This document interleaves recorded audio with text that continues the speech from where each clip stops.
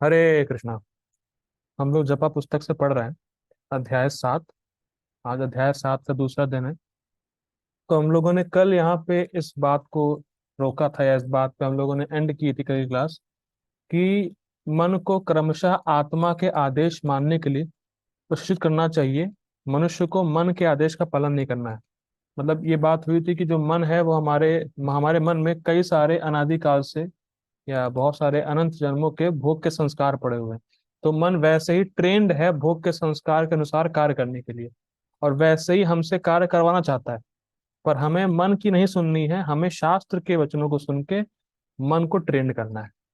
ठीक है, हम लोग को शास्त्र के वचन मानने हैं, और जो मन हमारा भोग के संस्कारों के कारण जो बोल रहा है करने को, वो हमें नहीं करना है।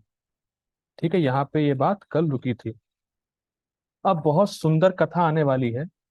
ये स्वयं भगवान श्री कृष्ण उद्धव जी को बोले अवंती ब्राह्मण के बारे में।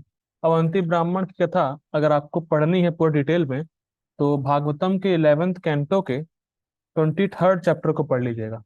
और अवंती ब्राह्मण का ऐसा प्रसंग है कि उसको पढ़ते ही आपको वैराग्य आ जाएगा। आपको लगेगा अरे क्या है, इस जगत में कुछ भी नहीं है, बस भगवान भगवान भगवान।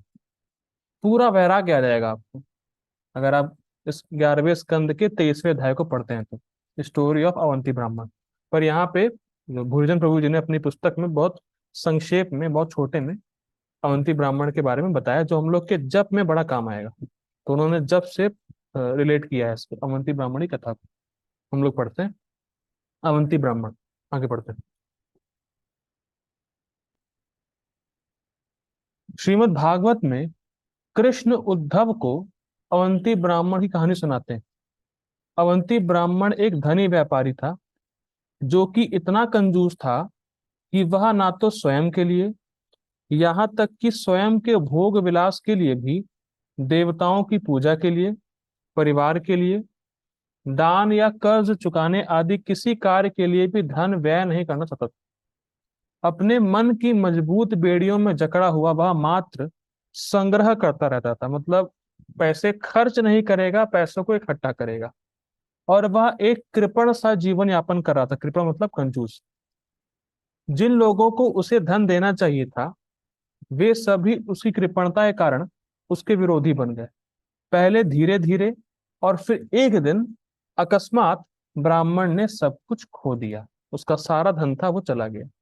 तुरंत ही उसके परिवार ने उसे अस्वीकार कर दिया, और वह एक दरिद्र की भांति सड़क पर आ गया।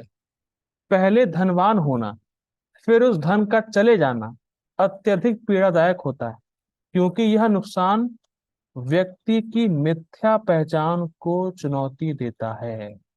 ये बहुत जबरदस्त लाइन। मिथ्या पहचान। मैं कितना अमीर व्यक्ति था, मेरे पास कितना धन था, जबकि आत्मा का पैसे से कोई लेना देना नहीं। पर मिथ्या अहंकार की वजह से अवंती ब्राह्मण सोच रहा था कि मैं कितना अमीर था, मैं कितना सुखी था, मैं कितना ऐशो आराम में था, पर मेरे सारे पैसे चले गए, मेरा सब कुछ खत्म हो गया। कितना बुरा हुआ है मेरे साथ। पर एक बात ध्यान देनी होगी, या सबसे प्रश्न पूछना चाहिए कि जब आप जन्म लिए तो आप कितने पैसे लेके आए थे? एक भी नहीं। ये बहुत इंटरेस्टिंग है। पैसा जब आने लगता है, देखिए पैसे का जो धन का स्वभाव ही है चपल। चपल जानते हैं, चंचलता। तो ऐसा नहीं है कि धन आपका एक जगह टिकेगा। अगर आप धन बहुत इकट्ठा भी कर लेंगे, तो कहीं ना कहीं वो दवाइयों में जाएगा, हॉस्पिटल में जाएगा, या कुछ ना कुछ में धन तो जाना ही जाना है। ये धन का स्वभाव है कि धन धन एक जगह टिकता नहीं है। लेकिन धन चले जाने के बाद या बहुत बड़ा नुकसान होने के बाद हम क्या सोचते हैं? सब कुछ खत्म हो गया, कुछ नहीं बचा, सब खत्म हो गया। ये है हमारे मिथ्या पहचान की जकड़। जबकि हम कुछ भी नहीं लेके आए थे, और ना कुछ लेके जा पाएंगे। पर बीच में क्या होता है? मिथ्या अहंकार की जकड़। मेरा ये नुकसान हो गया, ये हो गया, वो हो गया, सब खत्म हो गया। जब कुछ खत्म नहीं हुआ, तुम कुछ लेके ही नहीं आए थे। तो बहुत जबरदस्त बात है। यह नुकसान व्यक्ति की मिथ्या पहचान को चौथी देता है। बहुत सुंदर। जैसे श्रीमद् भागवतम में धन को बाह्य प्राण बोला गया है। श्रीमद् भागवतम में दो प्राण बताए गए, एक तो जीवात्मा, वो तो उसकी वजह से तो हम जीवात्मा ही हैं, हम लोग तो सब चल रहा है उसमें सही चल रहा है।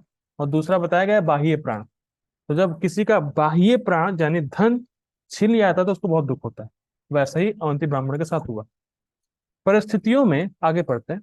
परिस्थितियों में इस अकस्मात परिवर्तन के आ जाने से, मतलब पहले वो अमीर था अब बिल्कुल रोड पे आ गया है। अग- परिवर्तन के आ जाने से अवंती ब्राह्मण को अत्यधिक ताड़ना व यातना मिली। किंतु कृपण होने के पश्चात भी, अब ध्यान दीजिएगा बहुत इंटरेस्टिंग है, किंतु कृपण होने के पश्चात भी वह एक धार्मिक व्यक्ति था और श्री कृष्ण की कृपा से उसे एक अनुभूति हुई जिसका सार श्रीमद् भागवतम के 11वें स्कंद के 23वें अध्याय में दिया है। तो जब उसका सारा धन छीन लिया गया, जब वो रोड पर आ गया, तो अवंती ब्राह्मण को कुछ रियलाइजेशन हुए और उस रियलाइजेशन को श्रीमद् भागवतम में लिखा गया है। और ये सारी रियलाइजेशन भगवान श्री कृष्ण स्वयं अपने मुख से उद्धव जी को बता रहे हैं। भैया इसकी बहुत वैल्यू है कि भगवान किसी के बारे में बोल रहे हैं। ठीक है, आगे पढ़ते हैं। उसकी इस अनुभूति से उसे शांति प्राप्त हुई, क्योंकि उसे उसकी पीड़ा का कारण समझ में आ गया। यद्यपि लोग उसके प्रति अत्यंत क्रूरता का व्यवहार कर रहे थे, उस पर थूकते थे, उसका उपहास करते थे, भिक्षा द्वारा प्राप्त किए गए उसके भोजन पर मूत्र त्याग देते थे। सोचिए कितना बड़ा मान है, बताइए। एक तो वैसे ही भिक्षा में खाना कम मिलता है, खाना कभी कभी मिलता ही नहीं है, और जो खाना मिला उस पे लोगों ने मूत्र त्याग दिया। ये स्थिति है। उसके कुछ कपड़े उठाकर फेंक देते थे। उसे स्वयं के एक अंदर, अब ये सब करते थे अपमान।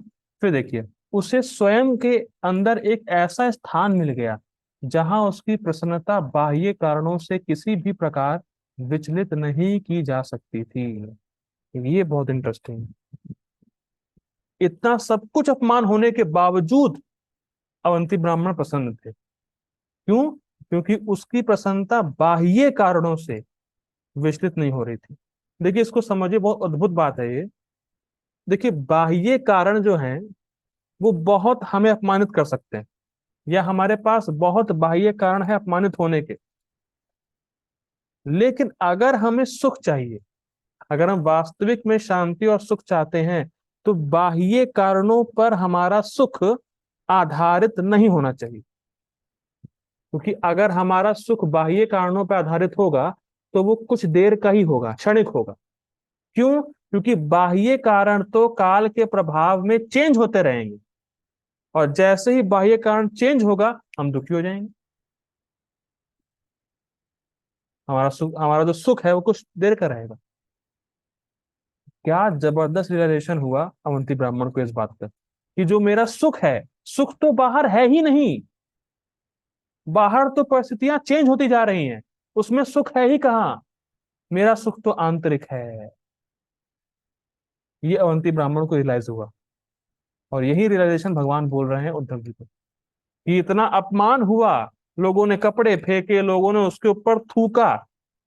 जैसे परम पूज्य महाराज जी बताते हैं कि असली सन्यासी वही है कि जिसके मुख पर कोई थूके और वो मन से भी क्रोधित ना हो, वो सन्यासी।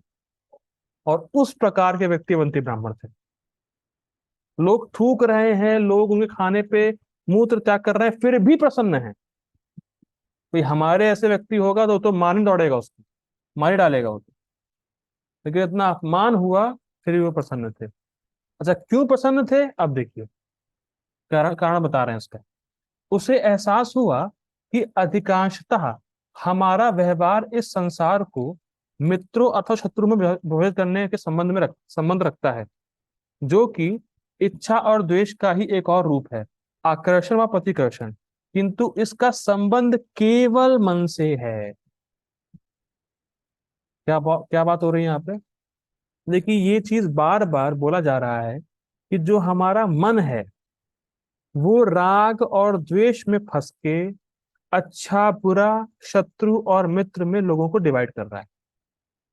लोग शत्रु और मित्र नहीं है, पर हमारा मन जो है वो उनको शत्रु और मित्र के रूप में डिवाइड कर देता है। ये अच्छा है, ये बुरा है, जबकि इस जगत में कुछ भी अच्छा है ही नहीं।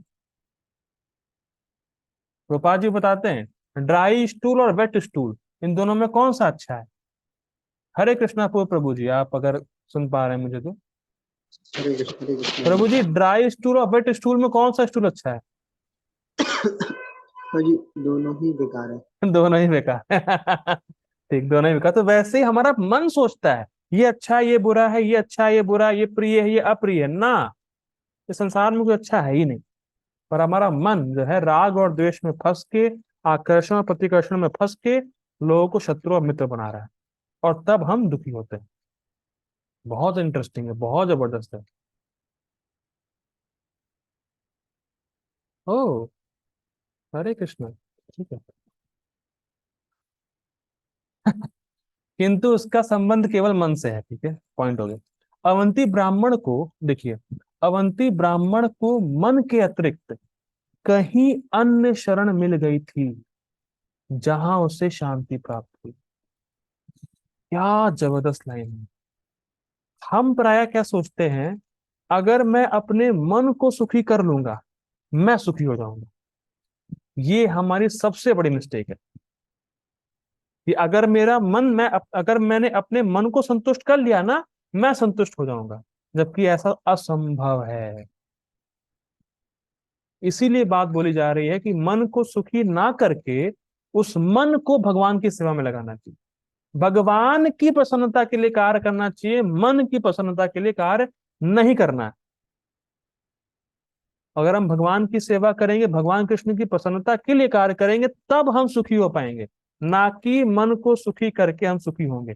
जैसे कि अवंती ब्राह्मण सिखा रहे हैं कि उनको मन के अतिरिक्त कहीं और शरण मिल गई थी, और वो शरण कहाँ थी? कृष्ण। बहुत जबरदस्त बात है। हम लोग ये सोचते हैं कि मन, मैं अपने से, हम लोग कहते हैं मेरा मन कर रहा है, मतलब मन ये डिमांड कर रहा है, मैं मन की डिमांड पूरी करूंगा, मैं सुखी हो जाऊंगा। ये होता ही नहीं है कभी, ये संभव है। आगे बढ़ते हैं। हम भी मन से परे कहीं अन्य शरण ग्रहण करना चाहते हैं। जब तक, देखिए, जब तक मन की शरण लेंगे, तब तक हमें कृष्ण से अलग रहना होगा। कहाँ रहना होगा? वास्तव में नरक में। क्या लाइन है। अगर हम मन की ही शरण लेंगे तो हम कहाँ रहेंगे भाइयों? नरक में रहेंगे। क्या अमेजिंग बुक है ये। जब तक हम मन को संतुष्ट करने के चक्कर में रहेंगे भैया, हम दुखी ही रहेंगे। अच्छा, क्यों दुखी रहेंगे? क्योंकि मन जिसको आज अच्छा समझ रहा है, 2 क्षण बाद उसी को बुरा कहेगा। ये मन की चाल है, समझिए इस बात को। अगर मन कुछ कहता है करने को, आप उसको कर भी लेंगे, तो मन कहेगा नहीं ये अच्छा नहीं था, अब ये करो। उसको करेंगे, अरे ये अच्छा नहीं था, अब ये करो। कभी ऐसा आपके अनुभव है कि मन ने कहा अरे ये कर लो, आपने किया, फिर उसी मन ने कहा बेकार था, अब ये करो। फिर वो करने पे जाएंगे, अच्छा नहीं था, ये करो। तो हम संतुष्ट कहाँ होंगे? क्योंकि मन फ्लिकरिंग है। मन जिसको आज अच्छा समझ रहा है, कल उसी को बुरा मानेगा, और जिसको अब बुरा माना उसी को अच्छा मानेगा वापस। देखिए, इसमें उदाहरण आता है हिरण्यकश्यपु का, कि हिरण्यकश्यपु ने ऑलमोस्ट पूरे जगत, पूरे जो त्रिलोक है ना, मतलब मिडिल प्लानिटरी सिस्टम, अपर और लोअर, उन तीनों पे अपना कंट्रोल कर लिया था हिरण्यकश्यपु ने। लेकिन भागवतम में बार बार आता है कि हिरण्यकश्यपु ने सब जगह मटेरियल वर्ल्ड में कंट्रोल करने के बाद भी जो उसका मन था, वो विषयों का चिंतन कर रहा था, इसीलिए वो हमेशा असंतुष्ट रहा। सब कुछ कंट्रोल में है, जो वो चाहेगा वो हो सकता है, लेकिन फिर भी असंतुष्ट है, क्योंकि उसने मन पे कंट्रोल नहीं पाया। उसका मन भोगों में जा रहा था, उसका मन विषयों का चिंतन कर रहा था, इसीलिए वो असंतुष्ट था। और प्रहलाद महाराज के पास कुछ नहीं था, पर वो संतुष्ट थे, क्योंकि उनका मन भगवान में लगा हुआ था। तो अगर हम मन की सुनते रहेंगे, तो हम नरक में ही जाएंगे। और जब तक हम मन की शरण ले रहे हैं, तब तक हम कृष्ण की शरण नहीं ले पाएंगे।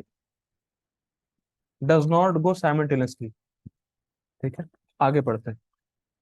अवंती ब्राह्मण कहते हैं, ना तो ये लोग मेरे सुख तथा दुख के कारण है, ना ही देवता, मेरा शरीर, ग्रह, मेरे विगत कर्म या काल ही, प्रत्युत यह तो एकमात्र मन है जो सुख तथा दुख का कारण है और भौतिक जीवन को निरंतर घुमाता रहता है। इसको मैं फिर पढ़ता हूँ, बहुत जबरदस्त लाइन है। ना तो ये लोग जो दिख रहे हैं आसपास मेरे सुख और दुख के कारण है। इसको प्लीज एनालाइज करिए अपने जीवन में। हम कितना सोचते हैं ये चीज, इस व्यक्ति ने मुझे दुख दिया है, मैं यार इस व्यक्ति की वजह से परेशानी में हूं। ये जो मेरे आसपास के, यार ये आदमी जो है ना, बस ये चला जाए मैं सुखी हो जाऊंगा। ये घर से निकल जाए बस, आई एम सो हैप्पी। ये आदमी ही मुझे दुख दे रहा है, या ये आदमी मेरे पास रहे, मैं बहुत सुखी हो जाऊंगा तब। लेकिन हम समझ नहीं पाते, ना ये आदमी दुख दे रहा है और ना ही ये आदमी सुख दे रहा है। ये तो मेरे ही कर्मों का फल है जो मुझे मिल रहा है। इसको एनालाइज करिए। क्या आप ये सोचते भी हैं कि ये मेरे कर्मों का फल ही मिल रहा है? हम तो लोगों पे आरोप लगाते हैं, ये दुख दे रहा है मुझे, मेरे दुखी होने का कारण ये आदमी है। अगर ये चला जाए यहाँ से, मेरी नजरों के सामने से चला जाए, मैं सुखी हो जाऊंगा। जबकि वो आदमी आपको दुख सुख दे ही नहीं रहा है। वो आदमी तो केवल निमित्त बना है आपको अपने ही कर्मों का फल देने के लिए। हम नहीं समझ पाते। क्यों? क्योंकि हमारा मन उस व्यक्ति को दोस्त दुश्मन माने बैठा है। बहुत इंटरेस्टिंग है ये। ठीक है। प्रत्युत यह तो एकमात्र मन है जो सुख और दुख का कारण है और भौतिक जीवन को निरंतर घुमाता रहता है। देखिए, जैसे अभी आप कह सकते हैं कि मैंने कहा कि ये तो कर्मों का फल है जो हमें मिल रहा है। देखिए, बात समझिए। ये सारी चीज जो आदमी को हम कारण मानते हैं अपने सुख दुख का, या काल को मानते हैं, या देवता को मानते हैं, या किसी को भी मानते हैं, ये सब कारण तब हम जब मानेंगे क्योंकि जब हम अपने आप को शरीर मानेंगे। बात समझिए। हम किसी व्यक्ति को कारण, किसी परिस्थिति को, किसी काल को, किसी देवता को, किसी किसी को भी हम अपने सुख दुख का कारण मान रहे हैं, वो तब ही मान रहे हैं जब हम अपने आप को पहले शरीर मानते हैं। और शरीर कैसे मान रहे हैं? मन की वजह से। अरे सिंपल समझिए। अगर आपके शरीर में चोट लग गई है, मान लीजिए किसी के पैर में चोट लग गई, अगर वो अपने आप की पहचान शरीर से नहीं कर रहा है, तो उसको पेन होगा पर वो दुखी नहीं होगा। मैं रिलेट कर पा रहा हूँ? मान लीजिए कोई व्यक्ति को सिद्धांत रूप से पता है कि वो शरीर नहीं आत्मा है, तो उसको चोट लगेगी, उसको दर्द भी होगा, पर वो मिजरेबल नहीं होगा। क्योंकि आपका मन भगवान में लगा, तो आपका मन प्रसन्न है। जैसे अभी कुछ दिनों पहले मुझे चोट लग गई थी, थोड़ा बहुत खून भी निकला, मालूम ही नहीं चला चोट कब लग गई। मैं मंदिर में था, कीर्तन वीर्तन हो रहा था, तो मालूम ही नहीं चला कब चोट लग गई, कब क्या हुआ। फिर जब घर आया देखा कुछ कुछ दर्द हो रहा है, यार पता नहीं क्या हो गया। अरे, चोट कैसे लग गई, मालूम ही नहीं चला। क्या आपका कभी ऐसा हुआ है कि आपका मन कहीं और लगा है या मन प्रसन्न है, तो आपके शरीर में चोट लग भी गई तो कुछ ध्यान जाता ही नहीं वहां पे? वही बोला जा रहा है, ये मन है।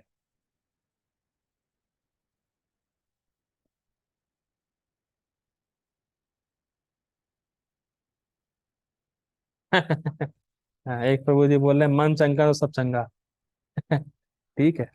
मन चंगा तब होगा जब कृष्ण में लगेगा। अगर राग द्वेष में फंसा, चंगा नहीं रहेगा। ठीक है।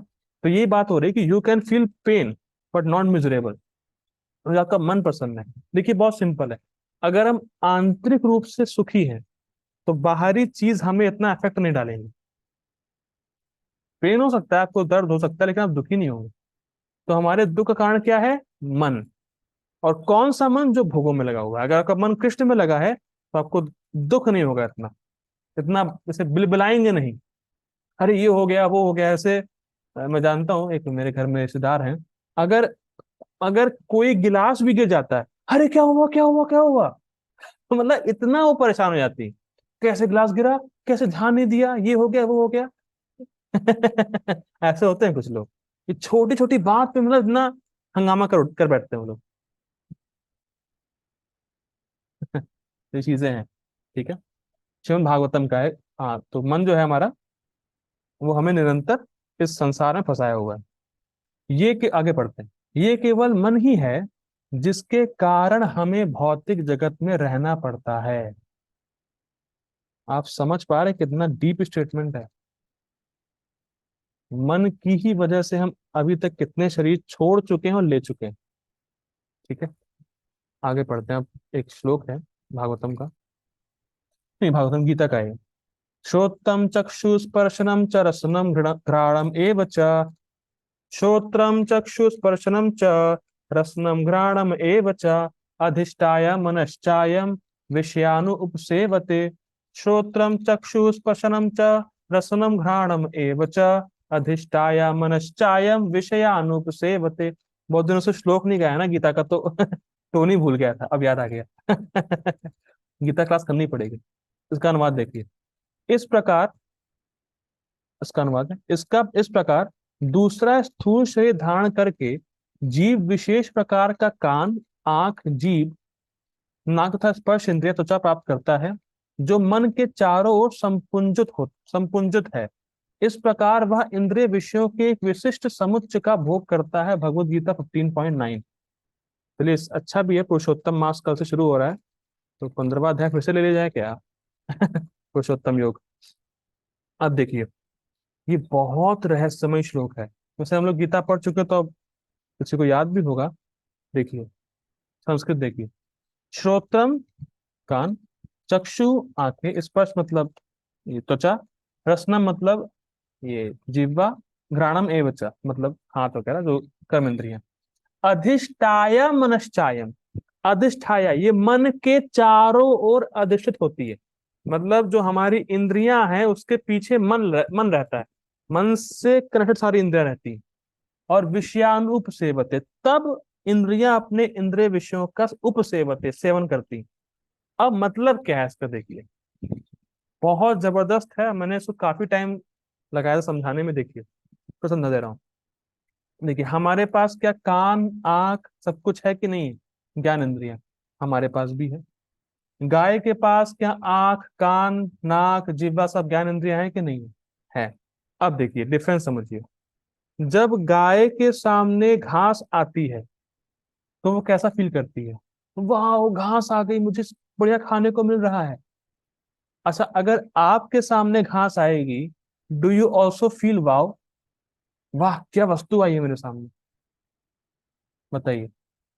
जब गाय के सामने घास आती है तो वो फील करती है, अरे वाह, कितनी बढ़िया बढ़िया घास मुझे खाने को मिलेगा। और हम लोग के सामने घास आएगी तो हम क्या वैसा ही रिएक्ट करेंगे ऐसा गाय कर रही है? क्या उत्तर है? चैट में बताइए क्या उत्तर है भाई। अब सो तो नहीं रहे हैं? नहीं, करेक्ट नहीं। हम वैसे रिएक्ट नहीं करेंगे जैसे गाय करती है। अच्छा, क्यों नहीं कर रहे हैं रिएक्ट? भाई, उसके पास भी वही ज्ञान इंद्रियां हैं, हमारे पास भी वही ज्ञान इंद्रियां हैं। वो भी जीवात्मा है, हम भी जीवात्मा है, और क्वालिटी वाइज तो जीवात्मा सेम है ही है। तो क्या दिक्कत है? हम ऐसा रिएक्ट क्यों नहीं कर रहे ऐसे गाय कर रही है? क्योंकि उसकी सेंटरिंग, जो इंद्रियों की सेंटरिंग है, वो उसके मन के अराउंड है। जो मन है वो परसेप्शन ले रहा है, कितनी अच्छी घास है, वाह। पर हमारा मन वैसा नहीं। आप प्लीज समझिए। कभी आपको शी छिपकली, जो छिपकली की जो फीमेल फॉर्म है, जो हम लोग हैं जो मेल हैं, जो सो कॉल्ड मेल है, मतलब हम लोग आत्मा फिलहाल, जो हम लोग पुरुष हैं, इंसान जो पुरुष है, क्या वो कभी शी छिपकली को देख के अट्रैक्ट हुआ है? वाह, क्या सुंदर छिपकली है। कभी ऐसा होता है? लेकिन जो ही छिपकली होगा वो देखेगा, अरे वाह कितनी सुंदर छिपकली है, क्या इसका आकार है। ये है इल्यूजन, ये माया का खेल है। कभी हमें बंदरिया को देख के कुछ फीलिंग आती है? हरे कृष्णा प्रभु जी। हरे कृष्णा। प्रभु जी के बंदरिया को देख के आपको कुछ कुछ हुआ है? नहीं आपने बंदरिया को देखा हो, कुछ कुछ होता हो, ऐसा कभी हुआ आपके साथ? नहीं नहीं। नहीं हुआ, ठीक है, होना भी नहीं चाहिए। ठीक है, ऐसा हमारा है नहीं सिस्टम। देखिए, अगर बंदरिया को देखेंगे तो कुछ कुछ होता है वाली फीलिंग नहीं आएगी, लेकिन किसी सुंदर स्त्री को देखेंगे तो आएगी। ये है ये माया का एक खेल। क्या है, देखिए, इसे समझिए। जैसे कई बार ये भी देखा होगा आप लोगों ने, जैसे आपको कुछ खाने को अच्छा लगता है, और आपका दोस्त ही होगा, बेस्ट फ्रेंड होगा, लेकिन उसको वो खाना अच्छा नहीं लगेगा। जैसे मान लीजिए किसी को रसगुल्ला अच्छा लगता है, लेकिन उसका दोस्त को अच्छा नहीं लगता। अब क्यों ऐसा है, समझिए इस बात को। जो हमारी इंद्रियां हैं, उसके पीछे मन लगा हुआ है, और जो मन है वो पिछले जन्म के जो कर्म है या वासना है उसके द्वारा, और जो हमने गुण, जो प्रकृति के 3 गुण एक्वायर किए हैं, उससे हमारा मन प्रभावित है। और वो बोलता है यहां जाओ, वहां जाओ, ये खाओ, वो खाओ। और वैसे हमारी इस समय की इंद्रिय डिजाइन होती है।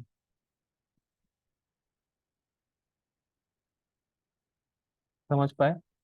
जो मन में वासनाएं हैं और जो गुणों के द्वारा प्रभावित है मन, उस हिसाब से हमारी इस समय की इंद्रिय डिजाइन होती है। फिर हमारा मन बोलता है इस प्रकार का भोग करो, ये भोग करो, वो भोग करो, और फिर नेक्स्ट शरीर खत्म। इसलिए भगवान कहते हैं भाई साहब, अपने मन को मुझ में लगाओ, वरना मन आपको विभिन्न इंद्रिय भोगों में आपकी इंद्रियों को लगा देगा, और फिर आप मन में कुछ संस्कार लेके चलेंगे, और फिर उस हिसाब से आपको नेक्स्ट इंद्रियों का सेट लेना पड़ेगा। जैसे जैसे क्या होता है, जैसे अभी हम लोग छोटे बच्चे थे, फिर अब बड़े हो गए, तो हमारा जो कपड़े का साइज है वो चेंज होता है। ठीक है, तो हम लोग नए नए कपड़े खरीदते हैं हर साल। तो वैसे ही होगा, मन में कुछ फॉर्मेशन बने संस्कारों के गुणों के, उस हिसाब से नेक्स्ट शरीर, फिर कुछ बनेगा, फिर नेक्स्ट शरीर, चलता रहता है। तो इसीलिए भगवान कह रहे हैं अपने मन को जब मुझ में लगाओगे, तो जो वासनाएं हैं, गुणों का प्रभाव है, वो चला जाएगा। फिर तुम डायरेक्टली मेरे पास ही आओगे। क्योंकि अगर अगर वासनाएं हैं, गुणों का प्रभाव मन में रह गया, तो आपको उस हिसाब से नेक्स्ट इंद्रियों का सेट लेना ही पड़ेगा, नेक्स्ट शरीर लेना ही पड़ेगा। ये चीज इसीलिए इसीलिए दर्शा रहा है ये, कि हमारा मन जो है वो हमें बार बार जन्म मृत्यु के चक्कर में फंसा रहा है। ये चीज इस श्लोक के द्वारा दर्शाई गई। ठीक है, आगे बढ़ते हैं। मन की तानाशाही से स्वतंत्र होने के लिए यह अति आवश्यक है कि हम मन की इच्छाओं और घृणाओं से विरक्त हो जाएं, मतलब राग और द्वेष से मुक्त हो जाएं। ब्राह्मण आगे बताते हैं, कौन ब्राह्मण? अवंती ब्राह्मण, कि सारी इंद्रियां अनंत काल से मन के वश में रही हैं, और मन कभी भी किसी अन्य के प्रभाव में नहीं आता। ठीक है, श्रीमद् भागवतम। जब हमें किसी वस्तु से लगाव होता है और उसे कोई हमसे छीनने का प्रयास करता है, तो उस प्रिय वस्तु को बचाने के लिए हम कुछ भी करने को तैयार रहते हैं। आपने देखा है, छोटे बच्चों का अगर आप खिलौना छीन लेते हैं, तो छोटे बच्चे अपने फुल पोटेंसी से उस खिलौने को वापस लेना चाहते हैं आपसे। कभी ऐसा अनुभव है कि अगर मान लीजिए कोई छोटा बच्चा, उससे खिलौना आपने छीन लिया, तो वो बहुत रोएगा, आपको शायद मार भी सकता है, खूब पूरी ताकत लगा देगा आपसे खिलौना छीनने के लिए। और फिर अगर नहीं होगा, तो रो रो के माँ के पास जाएगा कि माँ मुझे खिलौना चाहिए चाहिए चाहिए, लड़ता रहेगा वो। तो वैसे ही हमारा मन है। हमारे अभी बड़े होने के बाद खिलौने चेंज हो चुके हैं, पर मानसिकता वही है। ये पॉइंट है। कुछ भी हमसे छीन ले जाएगा तो हम पूरा प्रयास करते हैं कि वो चीज वापस चाहिए, जबकि हम समझ नहीं पा रहे कि हर चीज कृष्ण की। ठीक, आगे बढ़ते हैं। इन आसक्तियों के कारण, अब देखिए कितनी सुंदर बात बोली जा रही है। इन आसक्तियों के कारण हजारों व्यक्तियों ने एक दूसरे की हत्या कर दी है। हिस्ट्री में जो पढ़ते हुए आ रहे हैं, ये सनातन ने यहाँ अटैक किया, वहां अटैक किया, क्यों? ये चीज मेरी, ये सब पूरा है मेरा है। या हम देखते हैं, जैसे एक बार वृंदावन में मैं गया था, तो एक प्रभु जी मुझे कहीं ले गए थे, तो उन्होंने खेत दिखाया था। कहा जो आप ये खेत देख रहे हैं, ये दो भाइयों अ, मतलब एक परिवार का था जिसमें दो भाई थे। उनका एक खेत था, तो उनके जो पिताजी थे, दोनों भाइयों के पिताजी थे, उन्होंने बराबर बराबर एक दूसरे दोनों बेटों का नाम किया था। पर बाद में कुछ ऐसा अनबन हुई कि 1 फीट का फर्क आ रहा था, कि 1 फीट ज्यादा थी उसके पास, दूसरे भाई के पास। तो 1 फीट के लिए उन दोनों ने आपस में एक दूसरे को मार डाला, दोनों ही खत्म हो गए। और वो लैंड वहीं का वहीं पड़ा हुआ है। गोपाल जी बोलते हैं इसको, हम लोग लड़ रहे हैं आपस में, ये मेरा वो मेरा, ये कुत्ते बिल्ली की तरह, और दोनों ही चले जाएंगे और लैंड वहीं का वहीं रहेगा। तो लैंड है किसका? ये प्रश्न है। ये आसक्ति है हमारी, मन की वजह से। ये मेरा है, ये तेरा है, ये मेरा, तेरा तेरा मेरा करके एक दूसरे को मारने में लगे। और अगर इसको वर्ल्ड लेवल पे ले जाए, ग्लोबल लेवल पे, तो एक कंट्री दूसरे कंट्री को मारने में लगा हुआ चल रहा है। ठीक। और कठिन है। श्लोक 47 आगे बताता है, वह मन बलवानों से भी बलवान है, और उसकी देवतुल्य शक्ति भयावह है। इसीलिए जो अपने मन को वश में कर सकता है, वह सभी इंद्रियों का स्वामी बन जाता है।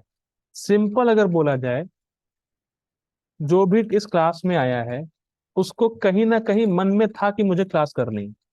और अगर उसके मन में था क्लास करनी है, तो उसका सारा शरीर अभी क्लास में लगा हुआ है। आंखें देखने में लगी है जूम मीटिंग को, कान सुनने में लगा है, पांव बैठने में लगे हैं कि हाँ अब स्थिर रह के चलना नहीं है। तो अगर मन आपका एक जगह केंद्रित है, तो सारी इंद्रियां उसके साथ चलती हैं। तो अगर मन कृष्ण में लगा है, तो सारी इंद्रियां कहाँ लगेंगी? कृष्ण की सेवा में। और इस प्रकार हम मन को जी सकते हैं। ठीक है। श्लोक 48। अनेक लोग इस दुर्जय शत्रु रूपी मन को, जिसके वेग असह्य हैं और जो हृदय को सताता सताता है, और जीत ना पाने पर पूर्णता विमुक्त हो जाते हैं, और अन्यों से व्यर्थ ही कला ठान लेते हैं। हाँ, इसका एग्जाम्पल मुझे आज याद आ रहा है सिकंदर का। तो सिकंदर था, ये चाणक्य सीरियल सीरियल भी एक डीडी नेशनल पे चाणक्य सीरियल आता है, उस पर भी दिखाया गया है। सिकंदर का अलेक्जेंडर द ग्रेट, इंग्लिश में इसका नाम है। जो सिकंदर था, तो सिकंदर भाई साहब पूरे विश्व पे राज्य करना चाह रहा था। और कितने लोगों को उसने मारा, कितने लोगों को कुछ भी किया। लेकिन सिकंदर लास्ट में जब गया, तो उसने कहा भाई साहब ऐसा करना, जब मेरी डेड बॉडी जाए, तो मेरे दोनों हाथ पहाड़ का कर रखना। जिससे लोगों को समझ में आया कि मैंने इतना लड़ाई करी, इतना सब कुछ करने का प्रयास किया, लेकिन एट द एंड मैं कुछ भी ले जा नहीं पा रहा हूं। तो ये हमारा मन है। हमारे मन का वेग है कि मैं इसको कंट्रोल करूं, उसको कंट्रोल करूं, मैं ये हासिल करूं, वो हासिल करूं। और फिर हम पूरी तरह विमोहित हो जाते हैं कि मुझे ये पाना है, पाना है, पाना है। और पाने के चक्कर में, देखिए बहुत सिंपल है, अगर आपको इंद्रिय तृप्ति चाहिए, तो आपको दूसरों की इंद्रिय तृप्ति को छीनना होगा। और दूसरों की इंद्रिय तृप्ति को छीनेंगे तो उससे दुश्मनी करेंगे, और दुश्मनी करेंगे तो कलह होगा, कलह होगा तो लड़ाई होगी, लड़ाई होगी तो मर्डर होगा। सिंपल है। और कुछ भी आपके साथ जाएगा नहीं। तो मन हमारा पूरा विमोहित कर देता है, पूरा मुंह में डाल देता है, भ्रमित कर देता है हमारा मन। बहुत गंभीर बात है। इस तरह वे इस निष्कर्ष पर पहुंचते हैं कि अन्य लोग या तो उनके मित्र हैं, अथवा अनेक शत्रु हैं, उनके शत्रु हैं, या फिर एक बस सेकंड दीजिएगा, दोबारा पढ़ता हूँ। अच्छा ठीक है। इस तरह ब्राह्मण, अवंती ब्राह्मण इस निष्कर्ष पर पहुंचते हैं कि अन्य लोग या तो उनके मित्र हैं, या तो उनके शत्रु, या फिर उनके उदासीन रहने वाले। हमारा मन बोलता है कि ये हमारा दोस्त है, ये हमारा शत्रु है, और ये न्यूट्रल है। जो हमारी इंद्रिय तृप्ति देगा वो मेरा दोस्त, जो छीनेगा वो शत्रु, और जो न्यूट्रल रहेगा वो न्यूट्रल है। ठीक है। अब मैं ऐसा करता हूँ, पढ़ाने को तो बहुत कुछ है। मैं ऐसा करता हूँ, मीटिंग एंड कर रहा हूँ, प्लीज ज्वाइन अगेन। ठीक है, हरे कृष्ण। आगे बढ़ते हैं। हम्म। यह मन ही भौतिक सुख और दुख दोनों का कारण है। इस प्रश्न में आ गया। और इस बात को स्वीकार करना लगभग असंभव है कि अन्य लोग हमारी प्रसन्नता या शोक का कारण नहीं है। कितना असंभव सा लगता है कि हम, अरे कोई व्यक्ति मुझे सुख दुख दे नहीं रहा, सच में। Nobody is responsible for my happiness and distress. ये कैसे भाई? पर यही है। देखिए, बहुत सिंपल समझिए इस बात को। जब हमें कोई देख ही नहीं रहा है, तो प्रसन्नता और शोक देगा कौन? भाई, मैं तो उसी को शोक और प्रसन्नता दूंगा जिसको मैं देख रहा हूं। हम तो देख ही नहीं रहे अपने देखिए, हम तो पहली बार अपने आप को ही नहीं देख रहे, और दूसरा भी नहीं देख रहा हमें। तो कैसे दुख और सुख देगा, ये बताइए। पर हमारा मन है ना, वो इस मिथ्या अहंकार को बचाए रखता है कि इसने तुम्हें दुख दिया है, इसने तुम्हें सुख दिया है। अरे भाई साहब, दुख और सुख किसी ने दिया ही नहीं है। ये हमारे कर्मों से आ रहा है, और इसका हमसे कोई संबंध नहीं है। हमसे मतलब जीवात्मा से। पर हमारा मन इसको जो है असंभव बनाता है, मतलब मन रजिस्टर नहीं करता इस बात को। अब कितना भी समझाओ कि ये व्यक्ति बुरा नहीं है, इसने कुछ नहीं किया मेरे साथ, ये तो मेरे कर्मों का फल था, वो नहीं मानेगा, दुश्मनी कर बैठेगा। ठीक है, ये बात समझा जा रहे हैं। देवतागण जो भौतिक तत्वों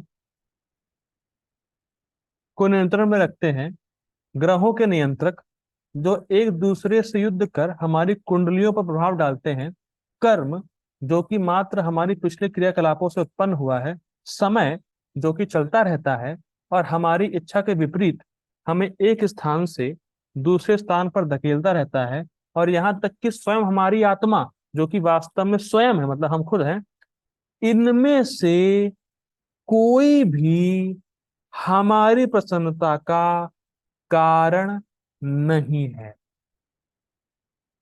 ना ही देवता, ना ही ग्रह, ना ही काल, ना ही हमारे कर्म, ना हम स्वयं।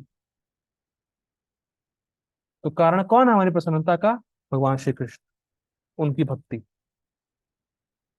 और कोई आपको सुख दे ही नहीं सकता। अगर आप कह रहे हैं कि ये आदमी मुझे सुख दे रहा है, आप थोड़े दिन रुको, यही आदमी आपको दुख देगा।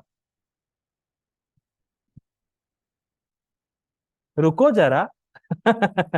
वही दुख देगा आपको। जो भी आप, जिसको आप कह रहे हैं तो मेरा बहुत प्रिय, मुझे बहुत सुख देता है, कल यही पलटेगा आदमी। काल का चक्र ही ऐसा है। ठीक। इस विषय में गहराई से सोचिए, सोचिए इसमें। ठीक। मन का तथा जिस किसी से भी वह आसक्त अथवा घृणा करे, उस मिथ्या आश्रय की शरण लेना हमारे लिए आम बात है। ऐसा इसलिए है कि हमें लगता है कि जो कुछ भी हम सोचते हैं वह सत्य है, किंतु ऐसा है नहीं। आप समझे इस बात को? मैं फिर पढ़ दे रहा हूँ। इस विषय में गहराई से सोचें, इस विषय में कि मतलब कोई प्रसन्नता कारण नहीं है। मन का था जिस किसी से भी वह आसक्त अथवा घृणा करे, मन, उस मिथ्या आश्रय की शरण लेना हमारे लिए आम बात है। ऐसा इसलिए कि हमें लगता है कि जो कुछ भी हम सोचते हैं वह सत्य है, किंतु ऐसा है नहीं। समझिएगा क्या कहना जा रहा है, क्या कहा जा रहा है यहाँ पे, देखिए। अगर आप किसी को मान रहे हैं कि ये आदमी अच्छा है, ये आदमी बुरा है, ये शत्रु है, ये मित्र है, ये मेरे काम का है, ये मेरे काम का नहीं है, अगर आप किसी भी समाज में व्यक्तियों को ऐसे डिवाइड अभी भी कर रहे हैं, तो आप एक बात ध्यान रखिए, क्या आप उस व्यक्ति को देख पा रहे हैं? नहीं देख पा रहे हैं। क्या वो आपको देख पा रहा है? नहीं देख पा रहा है। पर हमें क्या लगता है? ये मेरे काम का है। ये तुम्हारे किस काम का है? तुम्हारे इस शरीर काम का है, जो कि तुम शरीर हो ही नहीं। ये दुख किसको देगा? तुम्हारे शरीर को दे रहा है, इसलिए तुम शत्रु मान रहे हो। पर तुम शरीर हो? तुम शरीर नहीं हो। हमें लगता है कि जो हम सोच रहे हैं कि मैं श्रेयांश हूं, ये सत्य है। और इस सत्य की जो सत्य है नहीं, इसको मानने से हम लोगों को डिवाइड करने बैठ जाते हैं। ये हमारी दिक्कत। मैं सिंपल एग्जांपल दे रहा हूं, इसको प्लीज सुनिएगा और अपने जीवन में देखिएगा, जरूर हुआ होगा। देखिए क्या है, देखिए। कभी कभी आप थोड़ा सा आप पास्ट में जाइए, अपने जब पास्ट में, पास्ट लाइफ में जाइए, इसी जीवन के पास्ट लाइफ में जाइए।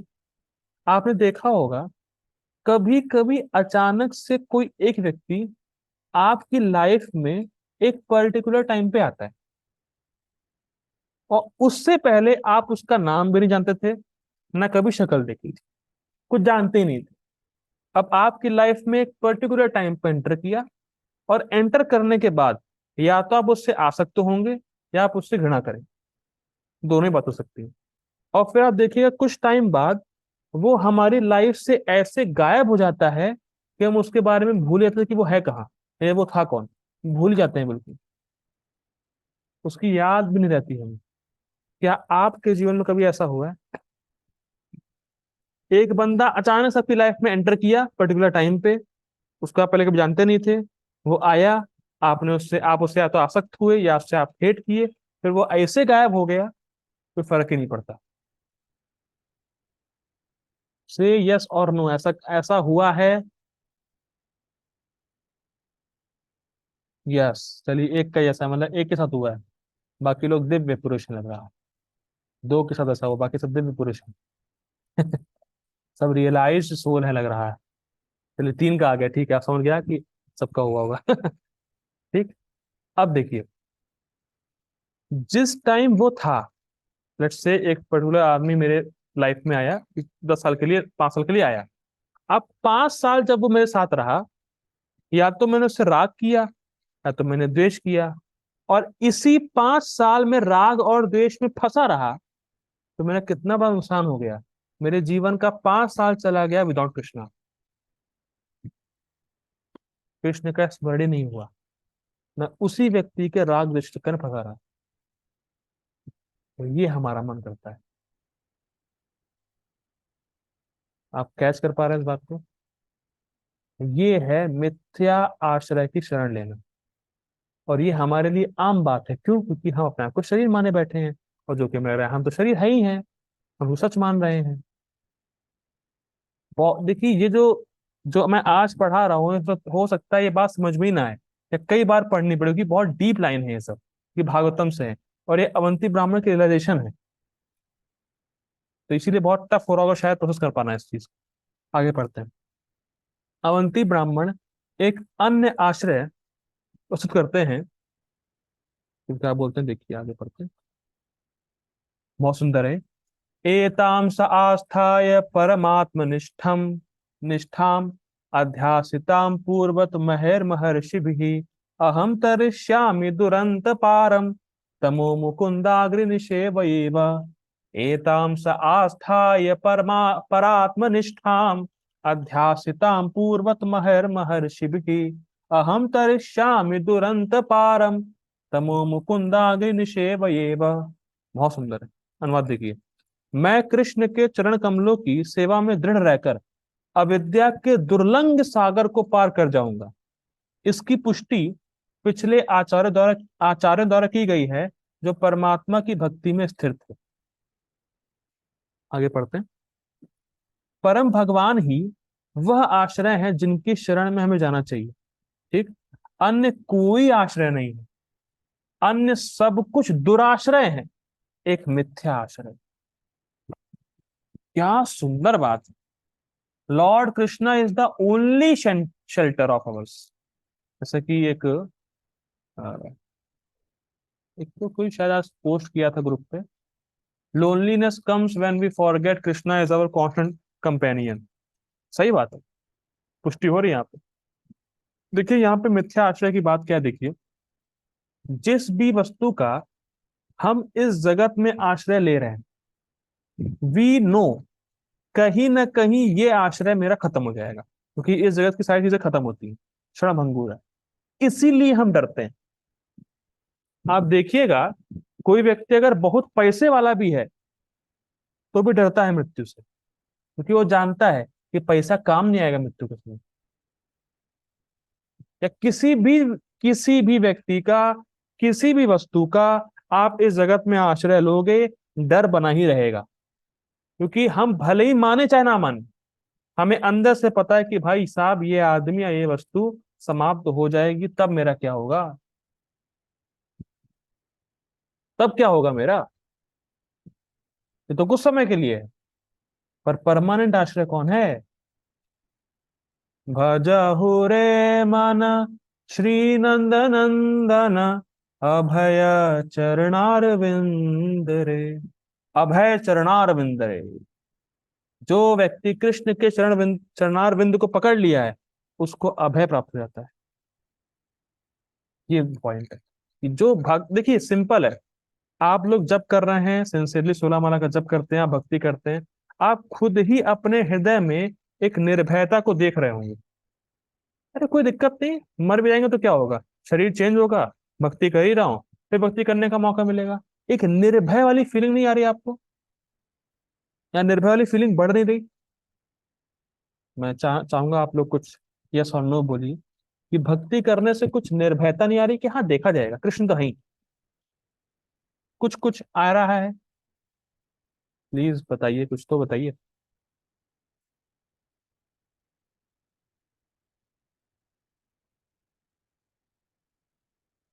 ठीक है, मैं वेट कर रहा हूँ, आप लोग आंसर दीजिए। फियरलेसनेस आ रही कि नहीं आ रही, फियरलेसनेस? चलिए, एक ने कहा आ रही है। ठीक है, शायद मेरे ख्याल से वही भक्ति करता, कोई भक्ति करता नहीं है शायद। ये सबको आ रही होगी, कोई दिक्कत नहीं है, बताना नहीं चाह रहे हैं। अब बताइए, बताने में डर रहे हैं। डर खत्म होना चाहिए, भय बताने में भय कर रहे हैं, कोई दिक्कत नहीं, हो रहा होगा। वो होता ही, भक्ति का स्वभाव है वो, क्योंकि कृष्ण के संपर्क में आप 24 घंटे रहते हैं। ठीक है, आगे पढ़ते हैं। मिथ्या आशा समझ गए? मिथ्या आशा मतलब वो आशा जो बहुत दिन तक रहने वाला नहीं है। अब आगे पढ़ते हैं। हमारे पास ग्रहों को अनुकूल स्थिति में लाने का, अब बहुत सुंदर बात बोल रहे हैं, इसको कान खोल के सुनिएगा, कि कुछ भी नहीं सुना अभी तक तो। हमारे पास ग्रहों को अनुकूल स्थिति में लाने का, अथवा किसी व्यक्ति को हमारी इच्छाओं के अनुसार ढालने का कोई उपाय नहीं है। कई लोग कहते हैं ना, ये पहन लो, वो पहन लो, ग्रह ठीक हो जाएंगे। अरे भैया, जो कृष्ण की मर्जी है वो ही होगा, आप कुछ भी कर लो। जो लोग हमसे असहमत हैं और घृणा करते हैं, उन सबको हम कहीं दूर स्थान पर नहीं भेज सकते। देखिए भगवान की क्या सृष्टि है, क्या जबरदस्त भगवान ने क्रिएशन कर रखी है। आप कुछ भी कार्य करो, कोई भी क्रिया करो, भगवान का ऐसा अरेंजमेंट रहेगा कि कोई ना कोई व्यक्ति आपके पास होगा जो आपके काम में कभी निकालेगा ही निकालेगा। भगवान की सेटिंग रहती है ऐसा। आप कुछ भी अच्छे से अच्छा करो, एक व्यक्ति होगा जो कहेगा, "हाँ, ये क्या किया है इसने, अकल है कि नहीं इसको, बेकार कहीं का, इससे अच्छा तो मैं कर लेता।" भले वो कर ना पाए, लेकिन कमी निकालेगा, इससे अच्छा तो हम ही कर लेते, इससे अच्छा तो मेरा बेटा ही कर लेता है। बहुत बड़े बन रहे हैं अपने आप। तो आप कुछ भी अच्छा कर लो, एक व्यक्ति भगवान ऐसा फिट करके रखते हैं वहां पे, जो आप में कमी निकालेगा ही निकालेगा, जो आपसे ऐसा असहमत होगा ही होगा, और उसको हम कहीं दूर स्थान पर नहीं भेज सकते। सोच सकते हैं, काश ये यहाँ ना आता, काश वो वहां ना आता, पर हम समझ नहीं रहे हैं कि भगवान ने ही उसको वहां भेजा है, हमारे शुद्धिकरण के लिए, हमारे प्योरिफिकेशन के लिए भगवान ने वहां उसको भेजा है। हम बोल सकते हैं, अरे यार ये क्यों नहीं, ये क्यों आ गया, वो क्यों आ गया, चला जाए ऐसा वैसा, लेकिन भगवान ने भेजा है। प्रभु जी क्या सुंदर बात लिख रहे हैं कि जो हमसे घृणा करते, जो हमसे असहमत हैं, उन उन सबको हम दूर नहीं भेज सकते। एक न एक आदमी टिका ही रहेगा आपके साथ, ये भगवान की व्यवस्था है। ठीक। और ना ही हम स्वयं को प्रियजनों के विरह से बचा सकते हैं, और जो आपका प्रिय है वो आपसे दूर चला जाए, इसको आप रोक नहीं सकते। आप समझ पा रहे हैं कितना जबरदस्त बात है? जो आपसे असहमत है, जो आप में कमी निकालेगा, उसको आप दूर भेज नहीं सकते, और जो आपसे प्रिय है, उसको दूर जाने से रोक नहीं सकते। ये नियम है संसार का। ठीक। और यदि हम यह सब कर भी सकते, लेट से आप ये कर सकते हैं, तब भी यह मन अपने स्वभाव के कारण कभी संतुष्ट नहीं होता। अगर आप सोचें कि मैं प्रियजनों को रोक लूं, घृणा करने वालों को भेज दूं, ये सब होने के बावजूद आपका मन कभी संतुष्ट नहीं होगा। मन असंतुष्ट ही रहेगा, उसका स्वभाव है ये। प्लीज समझिए इस बात को। जो हमारे सुख का सोर्स है वो बाहर नहीं है। हमारे सुख का सोर्स तो अंदर ही बैठे हैं, भगवान कृष्ण। संतम समीपे रमणम प्रतिपदम, ऐसे जानिए, संतम समीपे रमणम प्रतिपदम विताप्रदम नित वितम विहाय अकाम दम दुख भयादिशोका मोहाप्रदम तुच्छम अहम भजे न।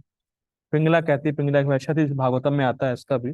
संतम समीपे रमणम, अरे भैया, जिनसे मुझे रमण करना है, जिनसे सुख आता है सारा, संतम समीपे, वो तो मेरे ही पास बैठे हुए हैं।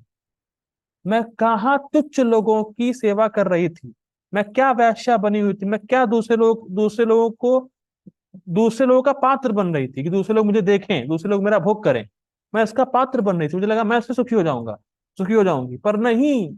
संतम समीपे रमणम, जो मुझे वास्तव में सुखी करेगा वो तो मेरे पास में है।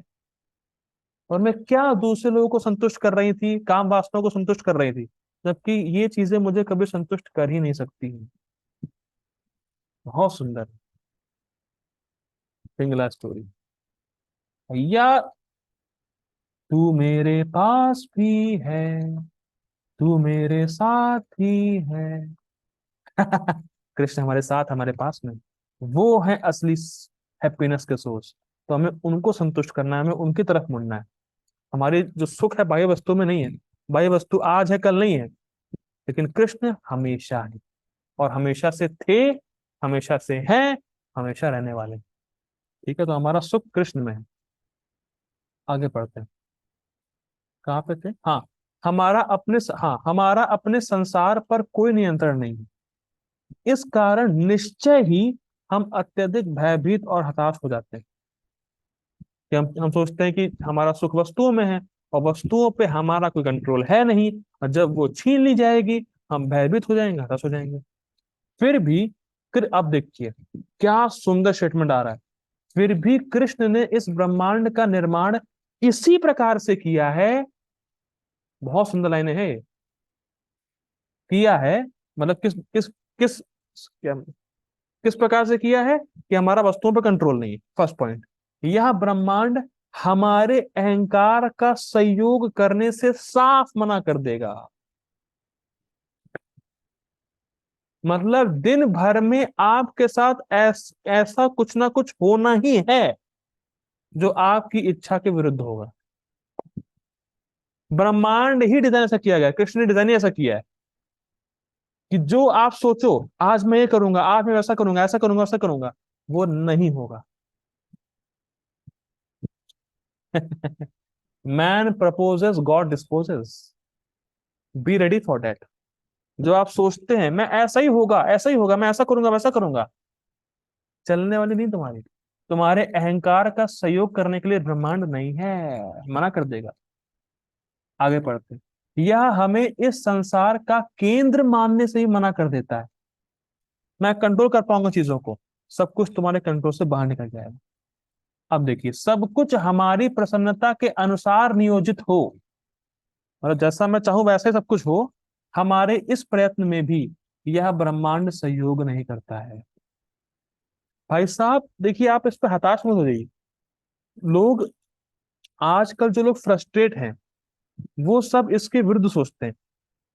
वो सोचते हैं जैसा मैं प्लान करूंगा वैसा होना चाहिए, मैं कंट्रोलर हूँ जगत का, सब लोग मेरे हिसाब से चलें। इस चीज के लिए ब्रह्मांड डिजाइन नहीं किया गया है, और तब वो फ्रस्ट्रेट होते हैं। तो आप प्लीज ये समझिए, हम लोग ना कंट्रोलर हैं, ना हम लोग भोक्ता हैं। हम लोग केवल कृष्ण के एक तुच्छ, इनसिग्निफिकेंट दास के पास, हमारी यही पहचान। और जब मैं ये बोल रहा हूं, हमारा मन इस बात को मानने को स्वीकार नहीं। तुम और तुच्छ, तुम तो महान हो। लेकिन जब मैं बोलता भी होगा कि हम बहुत ही तुच्छ, बहुत ही इनसिग्निफिकेंट दास हैं, तो आपका मन मानता नहीं होगा इस बात। मन कहता होगा तुम और तुच्छ, तुम और इनसिग्निफिकेंट, तो संभव, ये तो संभव है। हमारा मन ट्रेंड ही ऐसे है कि मिथ्या अहंकार की इसको रक्षा करनी। ठीक, आगे बढ़ते हैं। ब्रह्मांड की रचना ही, मैं फिर पढ़ रहा हूं, ब्रह्मांड की रचना ही हमें दुख पहुंचाने के लिए हुई है, जिससे हम सीख लें। स्पष्ट। दुख क्यों आ रहे हैं, मुझे इतना दुख क्यों आ रहा है? भाई, ये संसार ही दुख देने के लिए बनाया है, जिससे कि हम सीख लें। और क्या सीख लें? कि यहाँ से निकलना है, कृष्ण के पास जाना है। पर हम लोग इतने ढीठ हैं, इतने नालायक हैं, इतने रास्कल हैं, नहीं नहीं नहीं, हमें दुख नहीं हो रहा, मैं तो सुखी हूं, मैं तो अच्छा हूं यार। ये स्थिति है हमारी। यस। कृष्ण हमें समझाना चाहते हैं कि मन और अहंकार का आश्रय लेने का अर्थ है भ्रम का आश्रय लेना। इससे अच्छा है कि हम दृढ़ होकर श्री कृष्ण के चरण कमलों की सेवा में संलग्न होकर इस अज्ञान के भव सागर से पार हो जाएं। देखिए, पूरे चैप्टर का सिंपल ओवरव्यू क्या समरी क्या है चैप्टर की? इस चैप्टर की समरी यही है कि मन को राग और द्वेष से निकाल के भगवान में लगाना है। सिंपल। हमें मन के राग द्वेष का आश्रय नहीं लेना है। हमें मन के राग द्वेष से विरक्त होना, मतलब मन राग और द्वेष में फंसेगा, हमें उसको निग्लेक्ट करना है और मन को भगवान में लगाना है। ये सिंपल अंडरस्टैंडिंग है इस पूरे अध्याय कि मन राग द्वेष में फंसा रहेगा, उसको वहां से हटाकर कृष्ण में लगाना है और अज्ञान के भवसागर को पाकर जाना है। सिंपल। सही आश्रय को पाना और फिर उस आश्रय की शरण लेना पूर्व आचार्य द्वारा प्रमाणित है, जो भगवान की एकनिष्ठ भक्ति में रत थे।